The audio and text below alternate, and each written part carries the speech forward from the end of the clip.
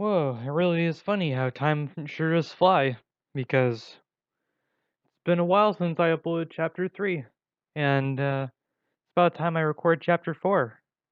So, both parts of chapter 4 will be in this video, so you don't have to worry about that, man. So, sorry about that. Sorry about waiting so long, actually, because been waiting a good while. All my projects for Fire Emblem E3 have already been shoved out the window, and, well, actually no, shoved out the window isn't the analogy. They've already been pushed out and they're finished and they're already up on YouTube, so I just wanted to see those before I really wanted to do something like weird. I don't know. Maybe I'm just making excuses. I don't know. But I'm great at making excuses, so point for me. Or maybe not. Yeah. Time to read. I found out something amazing though. That I found out that if you're writing any sort of essay, freaking Pink Floyd, like the perfect music in the background, especially when there are long ass songs like Echoes or Shine on You Crazy Diamond. Some of the longer songs are just like perfect background music. Listen to Crazy Diamond right now actually. So, any other thoughts? Oh yeah, irony. Irony. I freaking hate Lucille in this. But Lucille's the name of my favorite BB King song, so pretty sure it's the name of his guitar too, because he sings about it in the song. Not really sings, just like talks about it. Talks. uh, Voice cracks tell me this is gonna be a lot of editing. Time to start. How deep can I go? Chapter 4. It's funny how after a few weeks of skipping meals, your body can just simply adjust. I no longer felt hunger like before, and restricting to 900 calories a day was only getting easier. Almost too easy. I felt like I was running off a high, the high of starving. Sometimes I didn't even eat, and I loved it. Those were the best days. Diana, yes, I named the pesky little voice, would congratulate me for doing so well, and stay quiet for a bit. And I was making her happy, which is what mattered to me. If she was happy, she kept quiet. If she wasn't happy, all hell broke loose. Of course, those were the days I ended up overeating or binging. I suppose it was to be expected. After restricting too long, my body would start fighting back. Binging was the absolute worst, and if I did happen to do it, I made sure everything was purged by either vomiting or exercising. Luckily, it only happened every now and again. Losing weight wasn't an issue with eating the way I was. It was melting off. With Within a little over a month, I was hovering above 85 pounds. People at school were constantly giving me funny looks, but I didn't care. It was my body, not theirs. What did it matter to them? Robin, however, was becoming a major pain in my backside. Diane, you have to stop this, Robin cried after she caught me power walking the hallways during lunch. You're killing yourself. I am not. I feel great. I tried to escape and walk by her, but she grabbed my arm and held me back. Yeah, maybe you do. But what about the effects of starving catching up to you? Robin argued. The impact of it all hitting you would probably kill you. I rolled my eyes. She was being overdramatic.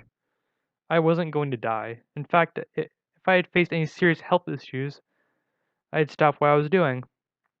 But I didn't see that happening anytime soon, so I wasn't worried. Please, just sit down and chill out, Robin pleaded. I'm not even asking you to eat. Just sit down. No, leave me the fuck alone, I snapped. Robin looked completely taken aback and let go of my arm. I didn't snap often, so even I was surprised I would yell at her like that. But I was too upset to care. She needed to stop trying to intervene. It was annoying. So I walked away and moved on. I wasn't taking her bullshit anymore. We'd been fighting more than usual lately. Even in classes, we'd fight. This got us separated in 2 of the 3 classes we had together. In our biology class, our teacher, Mrs. Smith, refused to split us up for some odd reason. Part of me wished she would, but she didn't seem to want to. Instead, she just wanted us to argue and only intervened when she thought it was necessary. Our fighting had gotten to the point where we hardly hung out anymore. I knew that was my fault because I was the one refusing. She would always ask, but I would say no because I didn't want to be pestered about eating or weight loss. I would hang out with her more if she wasn't so insistent on me putting on weight, but I just didn't see that happening. So if she wasn't going to keep her nose out of my business, she would stay away. Eventually, the holidays rolled around. I was actually excited for the holidays, despite there being loads of food. I wanted to spend my time with my family and show them how well I was taking care of myself and my new look. I was pretty proud of how I looked at this point, despite still believing I was massive most days. However, since it was a special occasion, I figured I could allow myself a few hundred extra calories or so.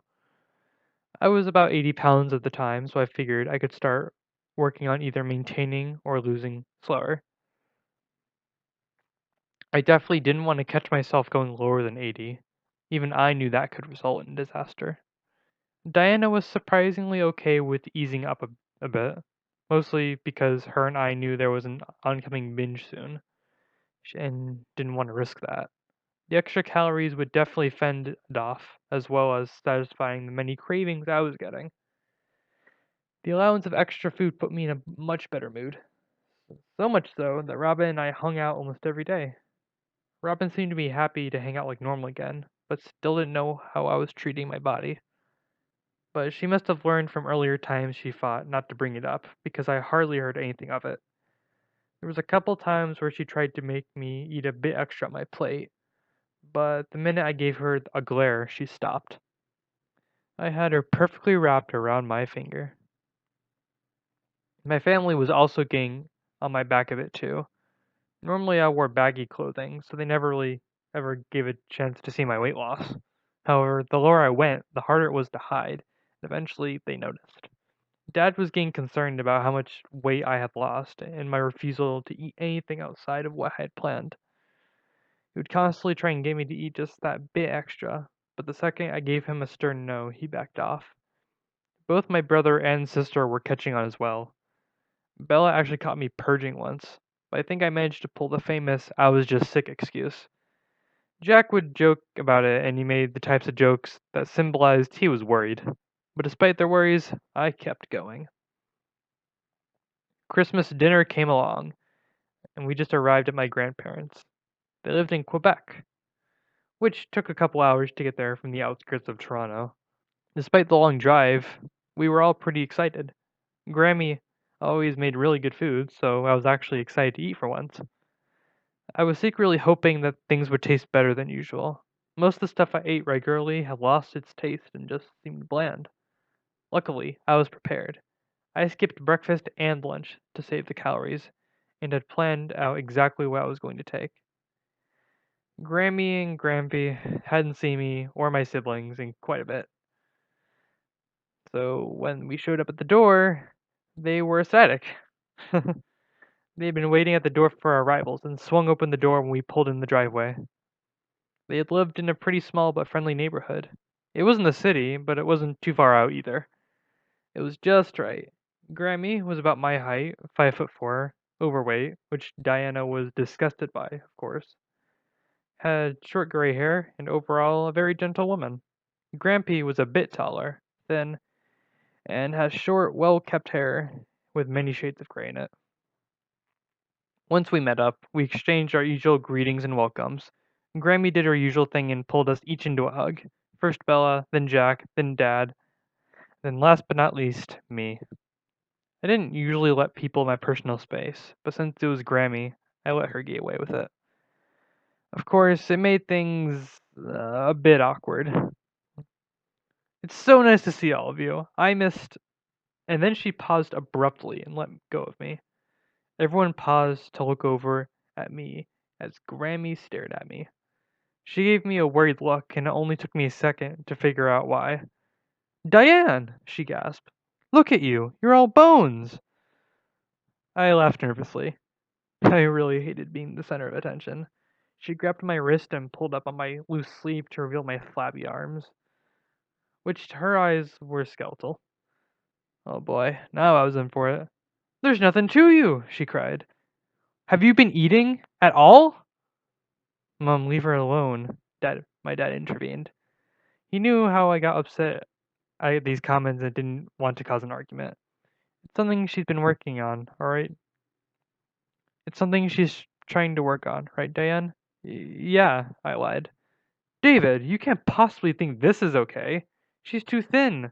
Look at Bella compared to her. Grammy fought with my dad. She wasn't going to let this go, apparently. Bella was way curvier than I was and carried a lot more fat on her than I did. Mind you, it was all in the right places to give her that perfect hourglass figure. I was never built like that. I was flat all around. I caught Dad looking over at Grampy for some help in the small argument, but Grampy wouldn't give. Grampy was a retired doctor, so of course he knew better than to say I was fine. Sorry, David, this is between you and your mom, he sighed. And besides, she's right. Diane is way too thin. Guys, I'm okay. I tried to butt in. No, no, no, Granny interrupted. Come on, supper's ready. We gotta make sure someone here gets fed. Fed well.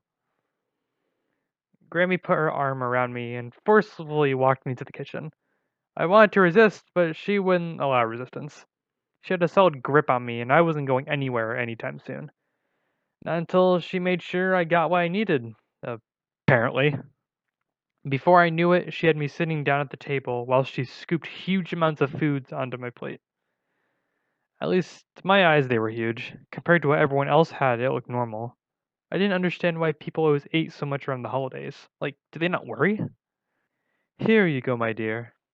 Grammy placed the plate of food she made for me right in front of me. She didn't hold back on what she had put on it. Potatoes, carrots, peas, turkey, gravy, squash were all part of the assortment. I didn't even know where to start. Grammy sat right next to me like she normally did when we hang out at big meals. She started eating like everyone else did, and I just sat there. Internally, I was freaking out so badly. I couldn't possibly eat all of this. Not to mention it went way over my calories. Grammy noticed I wasn't eating and nudged me.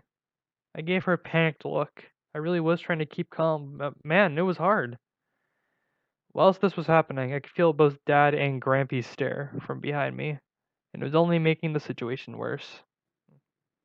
Come on, Diane. Eat, Granny stated. I knew that tone. She was serious. I let out a whimper and she rolled her eyes. She most likely didn't mean to come off as rude, but I know she was annoyed that I wasn't taking care of myself. Unexpectedly, she grabbed my fork, scooped up some mashed potatoes, and shoved it in my mouth. Mom! Dad cried in surprise. Everyone at the table was shocked. What are you doing? Feeding your daughter. You're all letting her get away with not eating, and I'm not allowing that here. Grammy shoved another spoonful of mashed potatoes in my mouth. I couldn't believe what was happening. Grammy was normally calm and sweet, and would never do anything like this. Not to mention how embarrassing this was. Grammy, I cried with the mashed full potatoes. I was desperate to stop. I'll eat, just stop. Good. She put down the fork and waited for me to do what I said I would. I picked up the fork and started hacking away at the mountains of food. There was no getting at this. I can't believe this. That woman is evil. Shoving it in your pie hole? I mean, come on! For once, I could agree with Diana without hesitation. I knew I couldn't let all of this food stay down, so I chewed up everything super well and kept track of the order which I ate it in, because none of this, I mean none of it, was staying down. I had finished up 3/4 of the plate when I had to call it quits. I was full, and there was no way Grammy wouldn't be content with what I had ate. I had actually eaten quite a bit. I pushed my plate away slightly and glanced over at Grammy to see if she approved. You're not done. She raised a brow. I'm full, I replied nervously. I really was. I wasn't lying about the fullness for once. No, no. I said you need to be well fed. That is not well fed. Eat up. I sighed and picked up my fork to continue eating. I exchanged looks with Dad and mouthed, "Help me." He mouthed back, "Sorry." I held back tears and took another bite of my meal. This wasn't how I expected this meal to go. I wanted to pick out what I wanted in a reasonable portion and enjoy it, not have to purge it.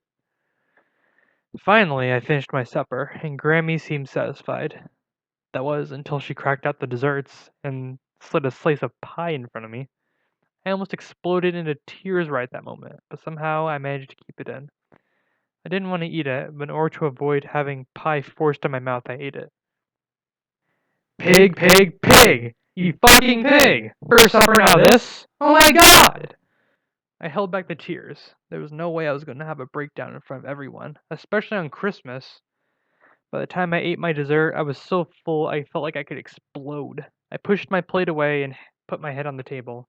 I wrapped my arms around my stomach only to feel that I was so bloated and full. My stomach was rock hard and tight, and I didn't even know how I could move at this point. Everyone else was talking about how full they were, but I highly doubted they had it as bad as I did. I kept my head on the table and tuned them out. I figured once everyone left the table, I could make my move and purge in the washroom. I was going to have to make my move soon, though. I couldn't risk supper calories being absorbed. Minutes later, I still had my head on the table. Grammy came down and sat next to me and rubbed my back gently. I lifted my head up and realized that everyone else had left the table. It was only Grammy and I. You doing okay? She asked. I groaned. I'm sorry about earlier. I'm worried about you. Your dad's been talking to me and Gramps about your eating. I just want to make sure you're getting at least some of what you need. I let out another groan. Are you just gonna groan at me from now on? She chuckled. I'm full. It hurts. I know, honey. Your stomach is probably quite small. You gotta eat more and stretch it out a bit. I just groaned again. I really didn't want to talk about this right now. I didn't want to get into another lecture about how I need to gain weight or eat more. It was making me feel queasy. Too queasy. Then I realized it wasn't because I was nervous. It was because I ate way too much. Oh well, at least I didn't have to purge intentionally.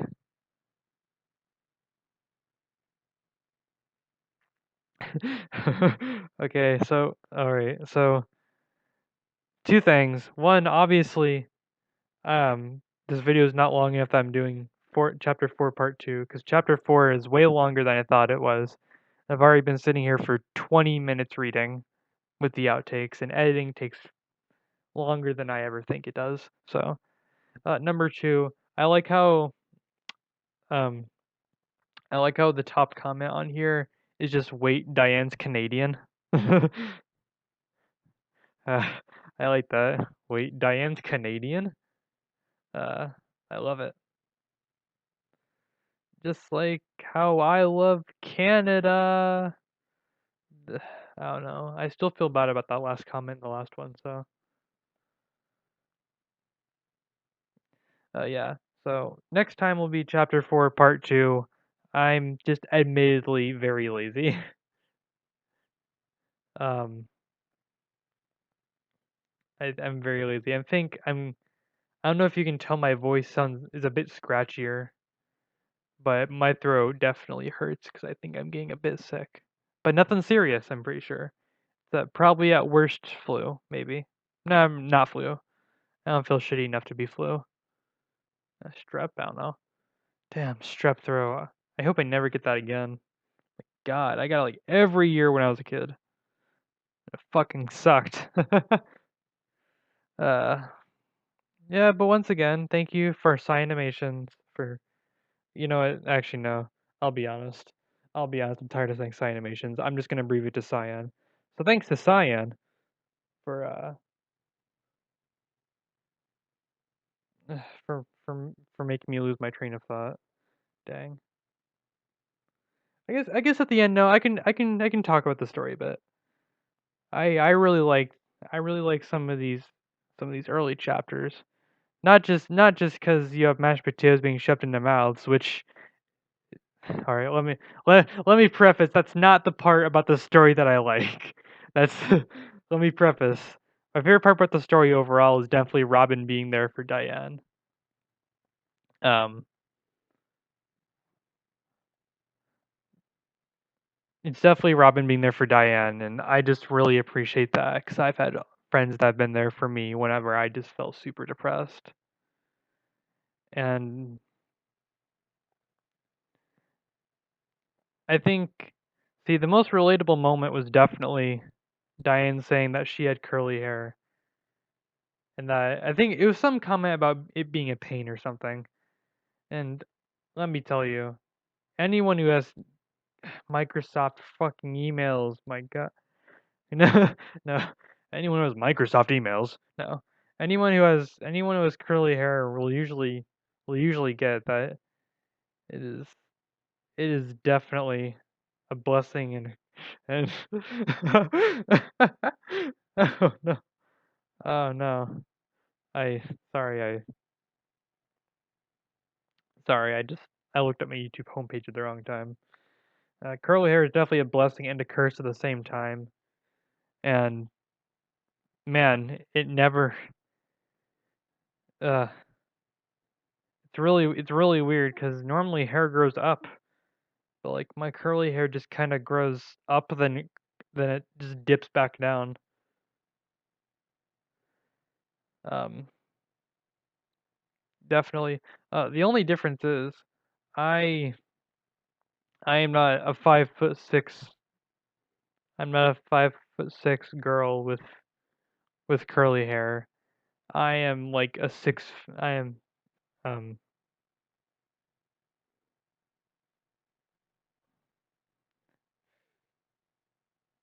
I'm like a six. I think I'm about 6 feet. The last time I went to the doctor like a year or two ago, they said I was like I was 5'11". So I have to only assume that I'm about 6 feet. I'm like a 6 foot tall guy with curly hair. Let me tell you, to some people that is not nearly as appealing. uh,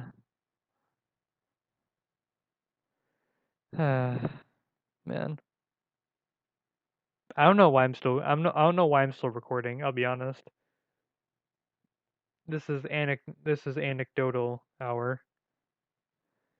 Um, as a character, I really like Diane because the story seems so realistic, and there's probably a reason for that. There's probably a reason for that. I'm not going to go into it.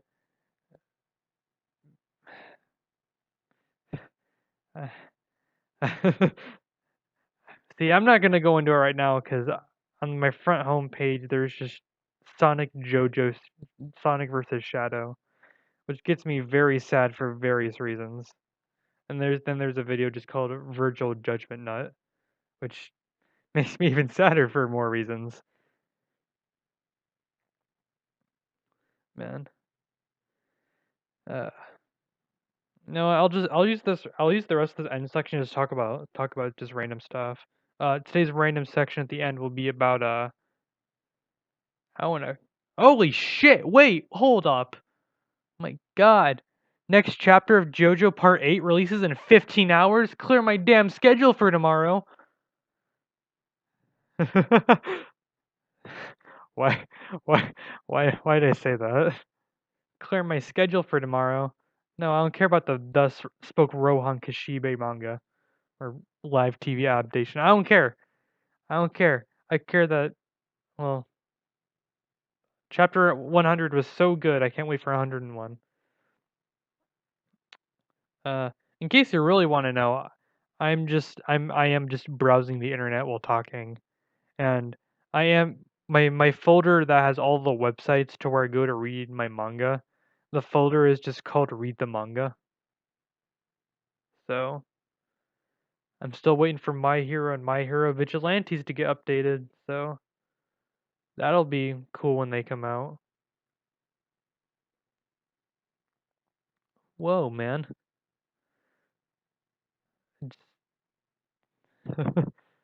I just I don't know what to say at the end. I think I should just end the video, but I don't know anything clever to end it with.